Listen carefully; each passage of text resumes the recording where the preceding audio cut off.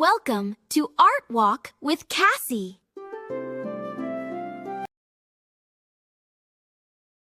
We've traced the full arc, from the spiritual force of African sculpture to Picasso's revelation in Paris to the birth of Cubism itself. But there's one more chapter to this story, and it's the most uncomfortable one. And yet here, the story takes a fascinating turn. Faced with such obvious African influence, Picasso's own response was denial. In an interview in 1937, he stated with an almost arrogant certainty, "African art?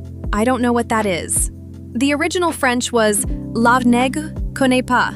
The tone is not, "I'm not very familiar with it, but I have absolutely no idea what you're talking about."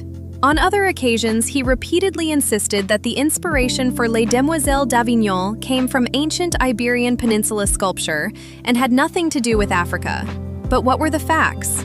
His studio contained a considerable collection of African masks and sculptures. His friends, dealers, and contemporaries all witnessed firsthand his fascination with these objects. Art historians have painstakingly documented the striking correspondences between dozens of his works and specific African masks, particularly those of the Congo, Berber, and Dan peoples. So why did he deny it? Perhaps it was pride. In the European art world of that era, admitting that one had been influenced by primitive art was not considered something to boast about. Perhaps it was anxiety. The one thing a genius least wants to admit is that his inspiration came from somewhere else. Perhaps there were deeper cultural and political reasons. Against the backdrop of colonialism, the narrative of a European master borrowing from African art carried an uncomfortable imbalance of power. Or perhaps Picasso's denial concealed a more subtle truth. He had indeed been struck by African art, but what struck him was not a style, but a spirit of using form to carry power. Once that spirit was internalized, it was no longer African, but Picasso's. In his view, he was not imitating African masks, but finding his own language under the inspiration of those masks. This is an elegant explanation.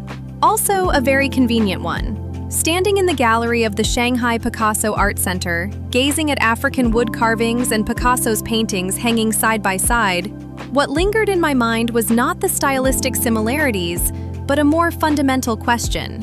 When we say back to the origin, whose origin are we returning to?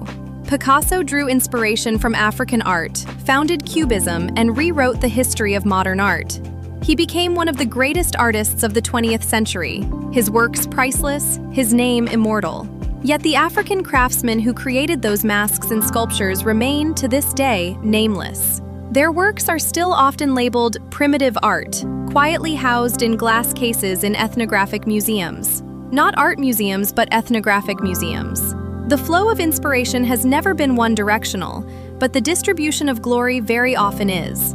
Perhaps the question truly worth pondering is not whether Picasso was influenced by African art. The real question is, in the grand narrative of art history, have those nameless creators, the origin itself, been given the place and the respect they deserve? This is not a question any single exhibition can answer, but at the very least, it is a question worth carrying with us after we walk out of the gallery. So much for today. I'm so glad you could make it. I'll see you soon. Take care. Bye.